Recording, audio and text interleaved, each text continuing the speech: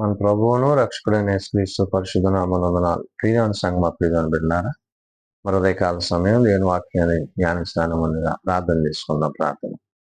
కృపగల తండ్రి, దయగల మా ప్రభు, గతించిన రాత్రి తండ్రి రెక్కల చాటును కాచి కాపాడి సంరక్షించిన దేవ మరొక సమయం సజ్జల లెక్కను చేరి ప్రార్థించుండగా వాక్యమైన దేవుడు వాక్యం ద్వారా మాతో మాట్లాడి మీరే మాకు అంత ప్రభావాలు పొందమని యేసునామమున అడుగుచున్నాము తండ్రి.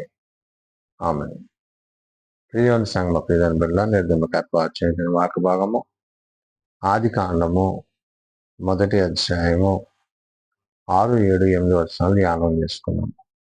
ఆది కాండము 1వ అధ్యాయము 6, 7, 8 వచనములో ఈ విధంగా రాయబడినవి.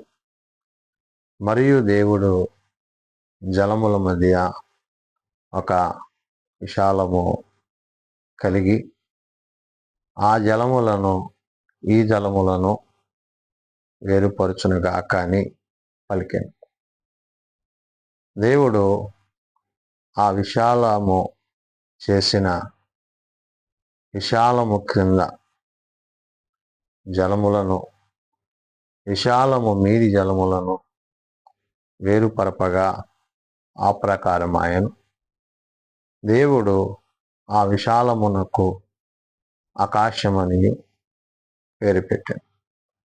అస్తమయమును ఉదయమును కలుగుగా రెండవ దినము ఆయన.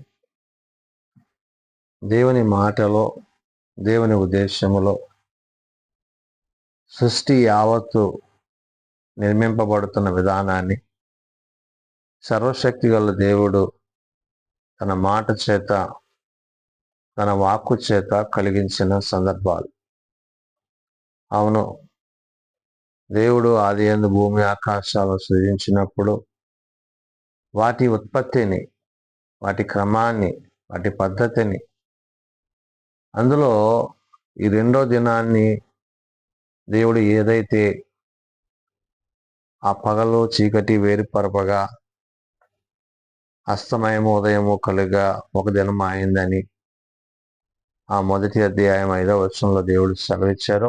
ఆ తరువాత అస్తమయము ఉదయము కలిగిన తరువాత ఏర్పడిన రెండో దినాన్ని బట్టి ఆ రెండో దినాన్ని దేవుడు ఆయన చేసిన వాటిని గురించి ఇక్కడ పరిశుద్ధాత్మ దేవుడు చెప్తున్న మాట, మరియు దేవుడు జలముల మధ్య ఒక విశాలము కలిగి అంటున్నాడు. అంటే ఈ జలాలు, ఈ నీరు ఏదైతే ఉందో ఆ నీరు మొత్తం అంతా ఒకటిగా కాకుండా వాటిని వేరుపరుస్తూ, వాటిని విభాగిస్తూ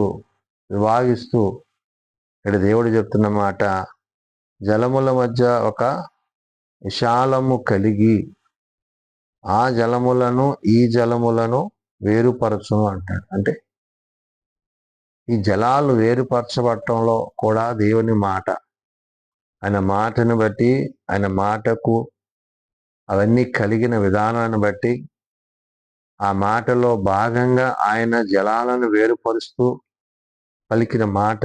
అందుకనే ఈ జలములను వేరుపరచునుగాక అని పలికిన అంటున్నాడు. అంటే ఆకాశము మీద జలాలు, ఆకాశము క్రింద ఉన్న జలాలు. అంటే ఈ జలం అంతా కూడా ఒకే చోట కాకుండా వాటిని వాటి స్థాయిల్లో, వాటి స్థానాల్లో దేవుడు ఏర్పరిచాడు, ఉంచాడు. ఆయన మాటకున్న శక్తికి, ఆ బలాన్ని, ప్రాధాన్యతను ఇక్కడ మనం చూడాలి. ఆయన కలిగించిన వాటిలో, ఆయన కలుగునని పలికిన వాటిలో ఈ రెండవ దినాన్ని దేవుడు ఏదైతే ఈ జలముల మధ్య ఒక విశాలాన్ని కలిగి ఆ జలాలు ఈ జలాలు వేరుపరచును అంటున్నాడు. అంటే ఆకాశమందు జలాలు, భూమి మీద జలాలు, వీటన్నిటిని బట్టి దేవునికి ఒక ప్రణాళిక, ఒక ఉద్దేశము, ఒక ఆలోచన ఆయన కలిగి ఉన్నారు. కాబట్టి ఆయన మాటను బట్టి, ఆయన మాట యొక్క స్థాయాన్ని బట్టి ఇవన్నీ జరిగినాయి.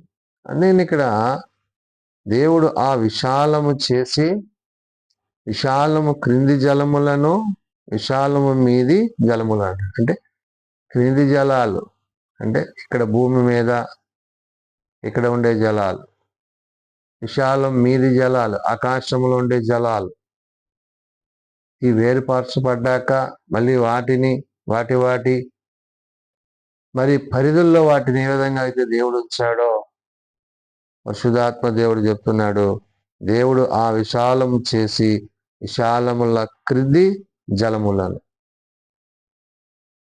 ఇవి ఒకే చోట కాకుండా ఆయా ప్రదేశాల్లో ప్రాంతాల్లో ఇవి ఉండాలని దేవుడు తను తలంచి వాటిని జరిగించారు. కాబట్టి విశాల క్రింది జలములు విశాల మీది జలములను వేరుపరపగా ఆ ప్రకారం అంటే దేవుడు చెప్పినట్లుగా అవి జరిగాయి. ఆయన మాటకి ఆయన ఎంత మాట శక్తివంతమైన మాట కలుగునుగాక. ఆయన మొదట్లో భూమి ఆకాశంలో సృజించిన భూమి నిరాకారంగా శూన్యంగా ఉన్నది. మరి చీకటి అగాధ జలముల మీద కమ్మి ఉన్నది. మరి దేవుని ఆత్మ జలములపై అల్లాడుతుంది. ఆ ఆత్మ ఆదియందు ఆత్మ ఏదైతే జలం మీద అల్లాడుతున్న ఆత్మలో ఆ ఆత్మ దేవుడు నేడు ఆ ఆత్మ చేత మనతో చెప్తున్న మాట, ఆయన మాటలో, ఆయన ఉద్దేశములో, ఆయన తలంపులో ఇవన్నీ కలిగినవి, సృజింపబడినవి మన కొరకు అనే విషయాన్ని దేవుడు ఇక్కడ గుర్తు చేస్తున్నాడు. కాబట్టి దేవుడు ఆ విశాలమునకు ఆకాశం అని పేరు పెట్టెను. అస్తమయమును ఉదయమును కలుగుగా రెండవ దినమాయన. ఆ విశాలము అంటే దేవుడు దాని పరిధిని ఏర్పరిచేశాడు, విశాలపరిచాడు. ఎంత అంత అని కాదు, ఎంత ఉండాలో దేవుడు దానికి తన మాట ద్వారా చెప్పిన మాటను బట్టి, ఆయన అనుకున్న దాన్ని బట్టి అది నిర్మింపబడింది అనే విషయాన్ని ఇక్కడ పరిశుద్ధాత్మ దేవుడు గుర్తు చేస్తున్నాడు. దాన్ని బిడలారా, ఆయన ఉద్దేశాలు, ఆయన ఆలోచనలు చెప్పిన సమస్తము సమకూడి జరిగినవి, జరుగుతున్నవి. ఆది యందు దేవుడు ఏదైతే తెలియజేశాడో ఆ మాటలే నేడు మనలను కూడా జీవింపజేయచ్చు, బ్రతికిస్తూ ఆ జీవము కలిగిన మాటలు, ఆయనలో ఉన్న జీవం, ఆ జీవం మనకి నేడు ఊపిరై ఉండి మనలను నడిపిస్తుంది. మానవుని చేసినప్పుడు మానవుని నాసికారంధ్రాల్లో ఆయన జీవాత్మను ఊదాడు, అంటే జీవింపజేసే ఆత్మను ఆయన ఉంచాడు. ఈరోజు ఆ ఆత్మ ద్వారా మనం జీవిస్తున్నాము, ఉనికి కలిగి ఉన్నాము. కాబట్టి మరి ఒకసారి దేవుని యొక్క ఉద్దేశాన్ని, దేవుని యొక్క ఆలోచనని మరి ధ్యానించడం కొరకే మరి ఆది కాండం మొదలు పెట్టాల్సి వచ్చింది. అంటే దేవుడు ఎంతగా మనల్ని ప్రేమించాడు, ఎంతగా మనపై ప్రేమ చూపించాడు, అంతగా మనం ఆయన పట్ల అట్టి ప్రేమ కలిగి ఉండాలి. కాబట్టి సృష్టి యావత్తును, సృష్టి ఆది నుండి దేవుడు చేసిన ఈ కార్యాలు, మొదటి దినాన్ని బట్టి, రెండో దినాన్ని బట్టి దేవుని యందు మనం ఎంతగా విశ్వాసము కలిగి, ప్రేమ కలిగి ఆయన ఆత్మ యందు మనం నిలిచి ఉంటే దేవుడు తన ప్రేమను బట్టి మనలను స్థిరపరుస్తాడు. కాబట్టి వాక్యం ద్వారా, వాక్యానుసారంగా ఆయన మాటని బట్టి మనము జీవించి, ఆయన మాటని బట్టి మనము ఆయనలో జీవించడానికి సిద్ధపడాలి. ప్రభు తిరిగి వచ్చినప్పుడు వాని పనులను బట్టి, వాని కార్యాలను బట్టి వారికి ప్రతిఫలం ఇస్తాడు. ఆయన మీద నమ్మకం ఉంచినట్లయితే, ఆయన విశ్వాసం వచ్చినట్లయితే, ఆయన మాటలు, ఉద్దేశాలు, ఉపదేశాలు అనుసరించి నడిచినట్లయితే తప్పక మనము జీవింపబడతాము, ఆశీర్వదింపబడతాము, ఆయనతో సదాకాలము జీవించేవారు అంటాము. ప్రార్థన చేసుకుంటాం. మమ్మల్ని మిక్కిలిగా ప్రేమించిన మా తండ్రి, కృపగలిగిన దేవ, ఆది యందు నీ మాటను బట్టి, నీ ఉపదేశములను బట్టి, నువ్వు కలుగు చేసిన జలములను బట్టి, వాటి మధ్య విశాలతను బట్టి, వాటిని వేరుపరచి అవి ఉండవలసిన స్థానాల్లో వాటిని ఉంచి ఆకాశము మీది జలములను, ఆకాశము కింది జలములను వేరుపరిచిన దేవుడు. అవును నాయన, నీ ప్రణాళికలు, నీ ఆలోచనలు, నీ తలంపులు ఎంతో ఉన్నతమైనవి నాయన. నీ జ్ఞానము చేత, నీ మాట చేత, నీ ఉపదేశముల చేత మేము నీ యందు నిలిచినట్లు, జీవించినట్లు నీ సహాయము మా అందరికీ దయచేయండి.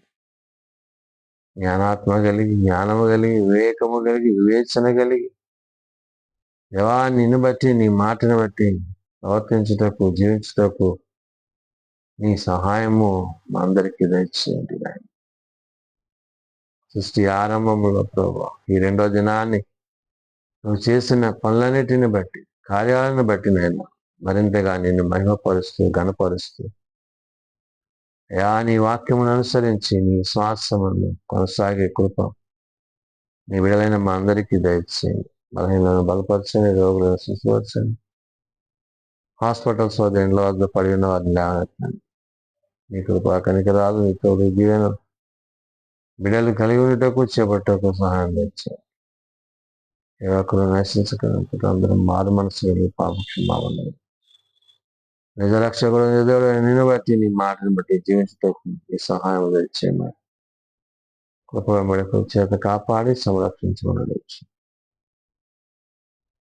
నీ హస్తాల కింద, నీ మాట కింద, నీ ఉద్దేశాల కింద మేము నిరంతరము జీవించినట్లు నీ రాజ్యమందు ప్రవేశించుటకు మాకు నీ కృప దయచేయమని దీవెనలతో నింపుమని యేసునామమున ప్రార్థించి కొంచెం ఆమె పరలోకమందున్న మా తండ్రి, నీ నామము పరిశుద్ధపరచబడిన, నీ రాజ్యం వచ్చేదాక నిశ్చితం పరలోకమందు నెరవేర్చినట్లు భూమి మానవ నాణ్యుడు మాకు దయచేయం. వాళ్ళ ప్రార్థన చేసిన వారిని మేము క్షమించిన ప్రకారం ఆ ప్రార్థనను క్షమించింది. శోధములపై కలిసి తప్పించింది. రాజ్యము, శక్తి, మహిమ అనేదంతో నీవే నాకున్నది. ఆమేన్. పరమ తండ్రి అయిన దేవుని ప్రేమ, ప్రభువైన యేసుక్రీస్తు కృప, ఆదరణకర్త అయిన పరిశుద్ధాత్మ సహాయం సదాతోడండి సంరక్షించిన ఆమేన్.